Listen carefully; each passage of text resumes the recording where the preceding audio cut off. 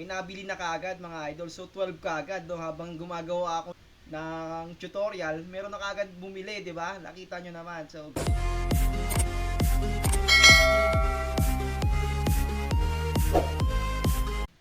okay guys, this is 500 plays. For this episode, pag-uusapan natin ang tungkol sa gold farming kay Mirpor, no? We all know that maraming way para magkaroon ng gold kay Mirpor, pero ituturo ko sa inyo ang isang strategy na ginagawa natin para magkaroon ng gold nga dito kay Mirpor. So this is only the part 1 of our tutorial. So meron pa tayong mga kasunod na gagawin. So one step at a time lang tayo mga idol. Pero kung bago ka pa lang sa aking video kay 500 plays, baka naman pwede mo nang mag-iwan ka ng subscribe para lagi kang updated sa ating mga videos. So, thank you. Huwag na natin patagalin. Maraming salamat mga bossing. Godspeed! Okay mga bossing. So, gold farming kay Mirpor. So, ito yung gold natin, 488 gold. And then, so ituturo ko sa inyo kung paano nga ba talaga ang first step ng ating goldings dito kay Mirpor. So, ito ang ginagawa ko guys. So, nakikita nyo tong mga to. Itong mga tradable na to. So, ginagawa ko, nakukuha to mga idol sa raids. So kapag araw-araw tayo nagre-raid, so magre-raid tayo dito, mayroon tayong makukuha. Okay? Mga bossing, so meron tayong naipon dito ng mga tradables. So ayan ano. So ito yung mga yon. Ang ginagawa ko diyan mga bossing is halimbawa ito. So ginagawa ko diyan, pina-plus 5 ko yan. Ayan, pina-plus 5 ko yan mga bossing, or either plus 6. So mga tier 3, ginagawa kong plus ano lang yan, plus 5. And then yung mga tier 4, ginagawa kong plus plus 6 kapag marami akong naipon mga bossing. So since na ipapakita muna natin na wala tayong naipon nito, konti lang, so ang gagawin natin, plus 5 lang muna. Kung sino magpa-plus 7 dyan, automatic ito, ina-ups natin siya mga bossing. And then so ups natin ano.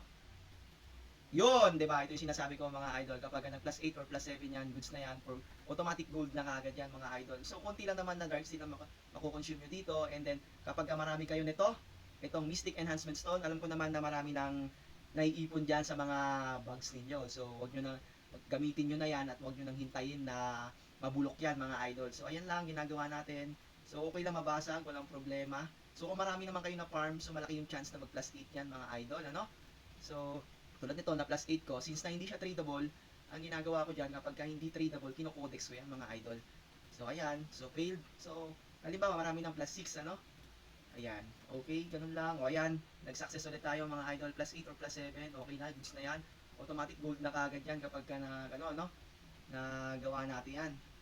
So enhance natin into ito, enhance natin to sa plus 4 again. So ito lang no, routine lang to mga idol kapag hindi ako masyado nagpa-farm ng glittering, itong ginagawa ko pagka kailangan ko ng gold or pang pang donate sa clan. So ayan no, so wala tayong naging plus 8. So testingin natin ito, plus 7 or plus 8, good na to, mahal to pag plus 8. So ayan, plus 7 siya, good na rin. And then ito pag nag plus 8, so good na rin siguro pag nag plus 8, so hindi siya nag plus 8. And then mga bossing ko, meron kayong mga alt kapag marami naman kayo nito, halimbawa tulad nito. So, i-check nyo muna dito kung magkano siya sa market ang plus 8. Kung halimbawa sa alt nyo to, so 28. So, hindi siya worth it para gamitan ng ng divine enhancement. So, wag na natin yan. Hanggang plus 7 na lang yan. Okay? So, ito naman, ito, magkano yung plus 8 niya, mga idol. So, 40, no? Malaking bagay yan. Kung alt lang naman, pwede nyo gawin yan. And then, ito, yung plus 7 niya is magkano? So, 13. So, ibibenta natin ng 12. Okay na yan. And then, ito, yung plus 8 niya is 26. So, hindi rin siya worth it na para i-plus, plus 8. Kasi, ang mura na yung, niya. So, 14, no? So, ilan na kagad yan? Tulad nito, benta natin siya ng 14. Okay? So, 14 plus, ito, 10 lang to mga idol. And then, ito, check natin kung ilan yung, magkano yung plus 7 niya. So, ayan, no? Plus 7 niya is, benta natin ng 12. Okay? Benta natin ng 12. Ito is 10. So, magkano kagad yan? I-plus plus na natin yan, ano? So, ito 32 na kaagad. And then, itong 14 plus 32 is equal to 46 gold, no? 46 gold sa parang ganun kabilis lang, ano? Nag-ups lang tayo, meron ka na kagad ng 46 gold, mga bossing. So, ito, no, napagbentahan natin kanina. O, yan, no? May 9 na kaagad tayo. So, nabibenta naman, ano? So, and then, check natin dito sa isang alt natin. Ito yung napagbenta natin no, plus 8, no? So naka 82 gold na kaagad tayo dito pa lang. So ginamitan natin yan ng ano, ginamitan natin siya ng Mystic Stone, yung ano natin. Ayan, Mystic Stone kasi marami akong naipon nito sa ano ko, sa aking alts. So ayan, no? Ginamitan ko. So automatic naging 82 gold kaagad mga bossing. And then minsan kapag nasiswertihan sa ginagawa natin, automatic minsan nagpa plus 8 na. So bonus yun mga bossing, ano? So yun lang, no, meron na kagad tayong 82 gold. So ganun lang kabilis mga bossing. So paano nga ba mag-farm ng mabilisang ano na yan, no, equipments na yan, yung no, ang ginagawa natin dito para makuha yan, ang mga tier 4 na yan, ikot-ikot lang tayo dito mga idol, maghanap tayo ng unique monsters para pag nag-lucky yan, meron tayong nakukuha. Sayang. So ito mga idol, no, tulad nito, may nakalagay dyan sa ulo niya, automatic pag na-kill natin yan, tradable kagad yan, tier 4 or tier 3 kagad yan, pero most likely tier 4 yan.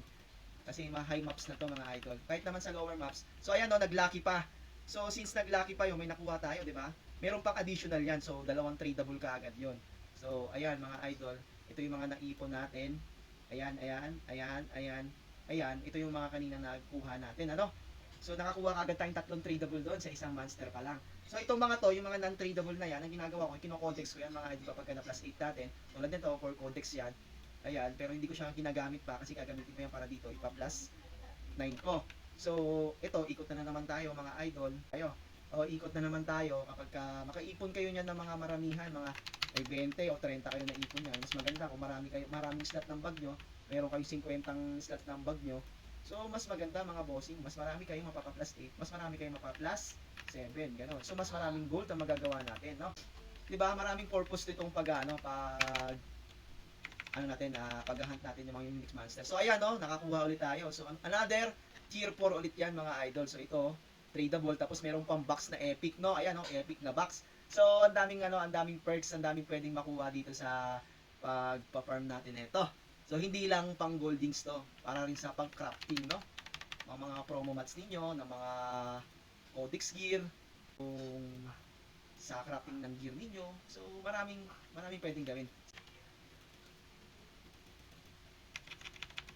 So, pinakita ko lang sa inyo mga idol, yung mga ginagawa ko. So, sana hindi kayo tamarin kasi medyo minsan nakakatamad rin gawin to. Masakit rin sa kamay, tapos meron kayong mga kaagaw rin. So, since na naituro na natin to, baka mamaya marami na akong kaagaw sa pag-goldings. So, okay lang. At least, kahit papano, naituro ko naman na sa inyo mga bossing, di ba? Na-share ko sa inyo, hindi naman tayo madamot pagdating sa mga ganyang info. So, balik na tayo sa Bichon Castle. So ito na nga, no, kakalapag lang natin kanina kasabay nito, 'di ba? Yung ring. Ayan.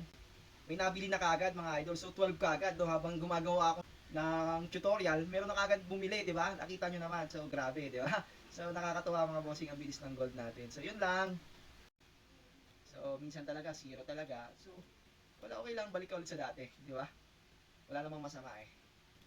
So ayan na mga bossing. So tapos na ang ating palabas. Tapos na ang ating tutorial. So, stay tuned sa part 2 ng gold farming kay Mirpor. So, this is 500 plays again mga idol. So, huwag nyo kalimutang mag-subscribe kay 500. Tulungan nyo akong maabot natin ng 1K subscriber para sa inyong mga suporta na rin kay 500 mga Lodikis. So, maraming salamat again. God bless sa inyo. Godspeed mga bossing. Ingat!